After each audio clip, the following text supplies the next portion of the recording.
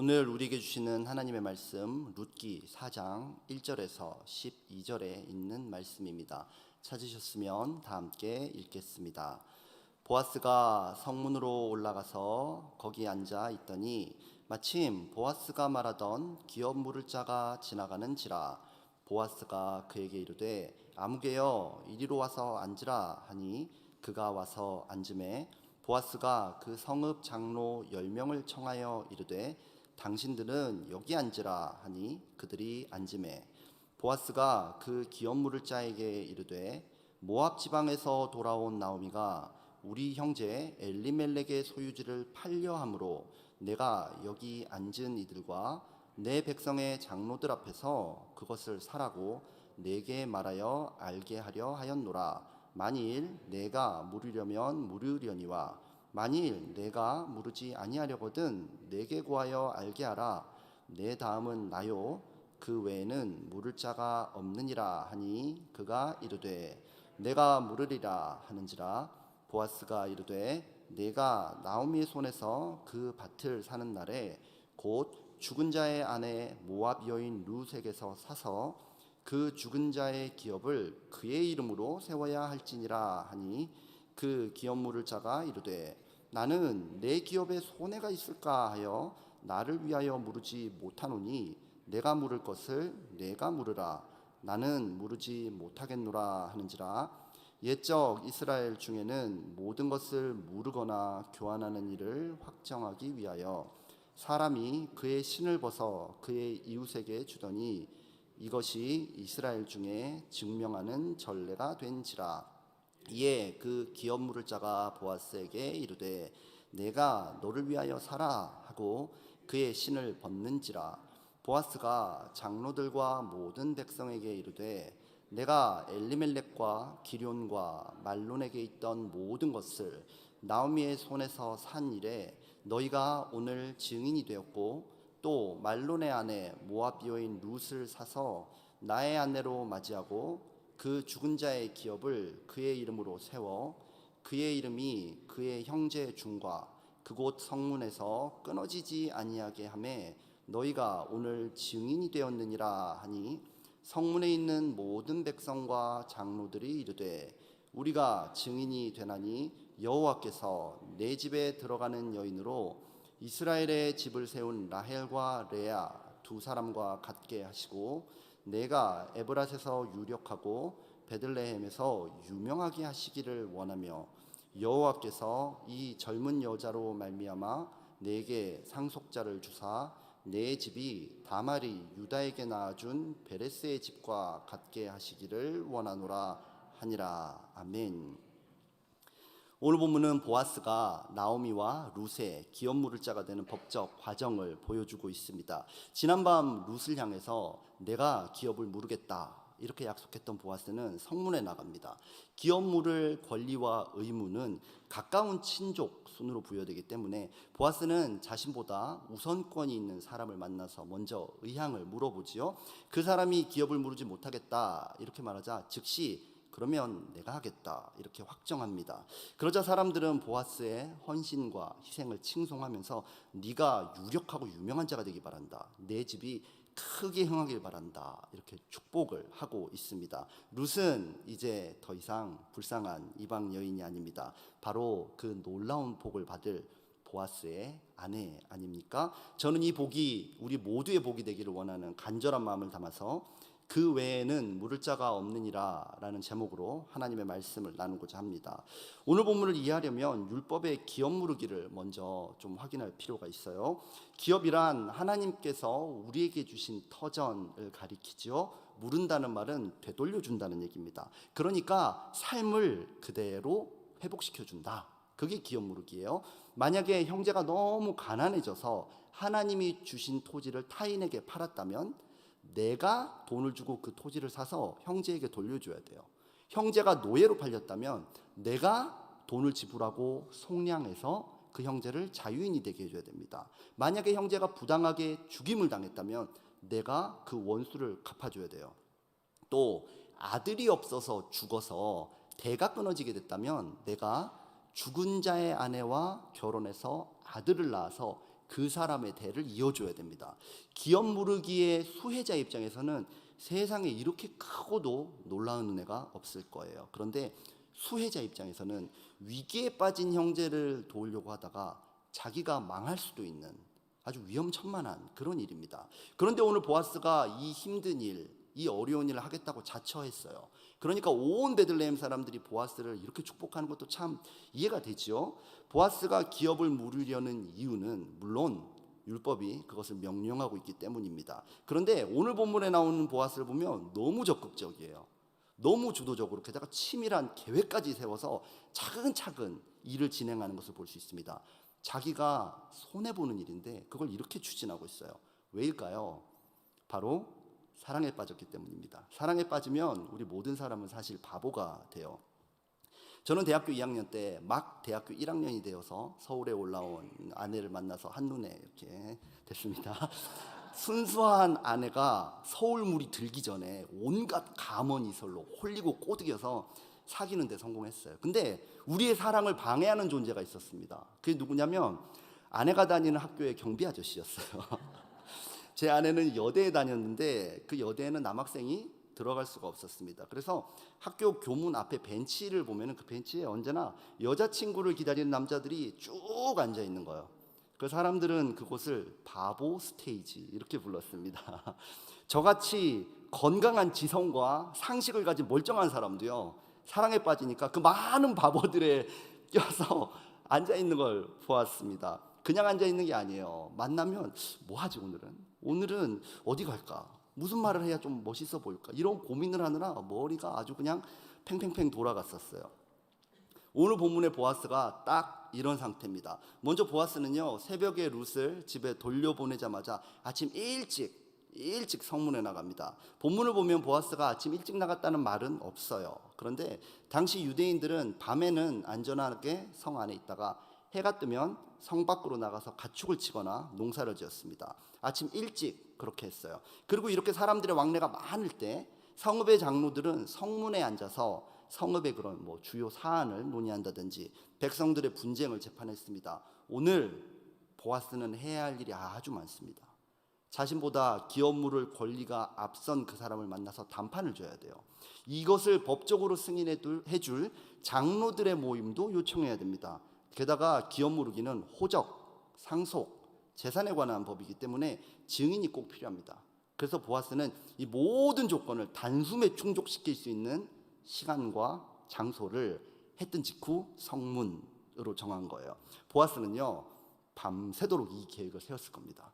그리고 성문에서 아주 초조한 마음으로 기다리고 있는 거예요. 만약에 누군가가 여러분들을 그렇게 사랑한다면 그 사람 정말 행복한 사람이겠죠? 그리고 하나님이 도와주셨어요. 보아스가 성문에 나가자마자 1절에서 마침 보아스가 말하던 기업 물을 자가 지나가는지라, 어떻게 딱 그 사람이 거기 지나갑니다. 이스라엘 재판을 위한 정족수 10명의 장로가 아주 빨리 금방 소집이 돼요. 하나님의 모든 판을 만들어 주셨고 이제 보아스가 말을 시작하는데 들어보세요. 얼마나 치밀한지 거의 이건 변호사 수준입니다. 밤새도록 준비하고도 모자라서 아마 새벽 내내 연습했을 거예요. 나오미가 모압에서 돌아왔는데 그의 경제적인 궁핍이 너무 심해서 조상 대대로 내려오던 땅을 팔게 됐어. 그러니까 가장 가까운 친족인 네가 그 땅을 되산 후 나오미에게 돌려줘야 돼. 그렇게 말을 했습니다. 그리고는 그 사람이 생각할 틈조차 주지 않고 곧바로 네가 나면 내가 할게, 이렇게 치고 나갑니다. 근데 이게 좀 약했던 것 같아요. 그 사람이 생각을 시작합니다. 지금 나오미는 나이가 많아요. 그리고 아들이 없습니다. 그러니까 지금 나오미의 땅을 사서 돌려주면 당장은 금전적인 손해가 큽니다. 그런데 장기적으로 보면요, 나오미가 죽은 후에 그 땅은 영원히 자기께 되는 거예요. 자기 자손에게 되는 거예요. 나오미의 땅이지만 상속자가 없기 때문에 다시 돌려달라 그럴 사람이 없습니다. 희년이 돼도 물려받을 사람조차 없습니다. 참고로 룻은 여자이기 때문에요, 상속권이 없어요. 단기 손실 대비 장기 이익이 너무 커요. 그러니까 그 사람은 내가 모르겠다, 바로 이렇게 얘기하죠. 그럼 이제 보아스의 계획은 어그러지는 것일까요? 아닙니다. 우리의 보아스가 누굽니까? 마치 이런 대답이 나올 걸 알았다 그러는 듯이 바로 5절에서 내가 나오미의 손에서 그 밭을 사는 날에 곧 죽은 자의 아내 모압 여인 룻에게서 사서 그 죽은 자의 기업을 그의 이름으로 세워야 할지니라 라고 말합니다. 보아스는요 전략적인 사람이에요. 처음에는 나오미의 땅 이야기만 했습니다. 그러다가 그게 안 통하니까 바로 다음 카드로 룻과의 결혼을 언급합니다. 나오미뿐 아니라 룻도 있다. 땅 무르기뿐 아니라 아들 무르기도 해야 한다. 상황이 완전히 다른 모양이 됐어요. 많고 많은 이스라엘 처녀들을 두고 이방인 과부와 결혼해야 한다. 그 얘기를 하는 겁니다. 아들을 낳아줘야 되는데 그 아들은 네 아들이 되지 않고 룻의 남편 말론의 아들로 호적이 올라갈 것이다. 그렇게 말하는 겁니다. 룻과 그 아들을 먹여 살리려고 희생하고 헌신해도 그들은 결국 법적으로 말론의 가족이 될 것이다. 네가 그들의 땅을 다 사줘도 그 땅은 네 땅이 되지 않고 그들의 땅이 될 것이다. 네 인생을 너와 네 가족이 아니라 남의 가족을 살리는 데 써야 한다. 그 이야기를 하는 거예요. 이런 바보 같은 인생을 살라는 소리를 하는 것입니다. 그나마 룻이 둘째 아들까지 낳으면 그 둘째를 통해서는 내 가문을 세울 수 있어요. 그런데 완전히 망해버린 남의 가문을 세우는데 너무 많은 힘을 씁니다. 과연 내 가문을 세울 힘이 조금이라도 남아 있을까요? 만약에 룻이 아들을 하나만 낳는다면 어떻게 될까요? 말론의 이름은 이스라엘에 남는데요, 내 이름이 끊어지는 그런 비극을 맞이하게 됩니다. 그래서 그 사람은 본문 6절에서 나는 내 기업에 손해가 있을까 하여 나를 위하여 물으지 못하노니 라고 합니다. 이런 바보 같은 행동 나는 할 수 없다, 그렇게 말하는 것입니다. 이 사람은 나쁜 사람입니까? 이 사람은 이기적인 사람입니까? 그렇지 않습니다. 당연한 겁니다. 한국어 성경에서는 기업에 손해가 있을까 한다 이렇게 번역했지만 히브리 성경에서는 더 적나라하게 이야기하고 있어요. 기업이 파괴된다. 기업이 황폐해진다. 내 인생 조금 손해보고 끝나는 그 정도 수준이 아니에요. 내 인생이 완전히 파괴될 그런 위험이 있으니까 못하겠다. 이렇게 말하는 그의 말은 너무나 상식적이고 당연한 것입니다. 오늘 본문에서 기업물을 1순위 남자의 이름을 기록해주지 않고 아무개라고 부르죠. 불특정한 사람 아무개라고 부릅니다. 자기 자신만 생각하면서 형제를 돌보지 않고 기업을 물러주지 않는 이 사람은 이름조차 불러줄 가치가 없어. 그렇게 해서 그냥 아무개라 쓴 걸 수도 있어요. 하지만 어쩌면 이것이 우리 모두의 모습이기 때문에 아무개라고 쓴 것은 아닐까요? 근데 그나마 다행입니다. 룻에게는 보아스가 있고 이제 보아스 외에는 그 기업을 물을 자가 없는데 이 보아스가 사랑에 빠져 있어요. 그래서 그는 어떤 손해, 어떤 피해를 보더라도 자신과 자기 가문이 다 사라진다 할지라도 얼마든지 기업을 물을 준비가 되어 있습니다. 이런 사랑을 받는 룻은 정말 행복한 여성이 아닙니까?